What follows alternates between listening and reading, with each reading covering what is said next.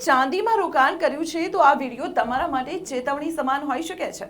Social media પર એવા સમાચારો વહેતા થયા છે કે ચાંદીના ભાવ 60% સુધી તૂટી શકે છે।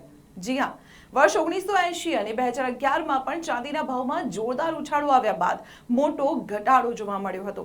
હવે વર્ષ 2025માં ચાંદી 180% વધી છે ત્યારે નિષ્ણાતો માને છે કે ઇતિહાસ ફરી રિપીટ થશે।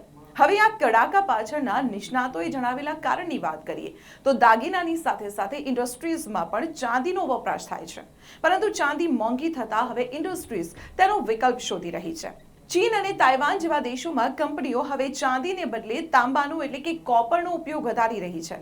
જો ડિમાન્ડ ઘટશે તો ભાવ પણ ઘટશે। દુનિયાના સૌથી અમીર વ્યક્તિ એલોન મસ્કનું માનવું છે કે ચાંદી $100 સુધી જઈ શકે છે, પણ ત્યારબાદ 2027 સુધીમાં તે ઘટીને $40 પર આવી જશે। એટલે કે અત્યારના ભાવથી સીધો જ 60%નો ઘટાડો।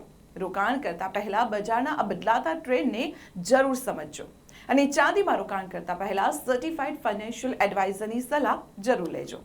અને આવી જ કોમોડિટીને લગતી મહત્વપૂર્ણ અપડેટ માટે જોતા રહો સંદેશ ડિજિટલ।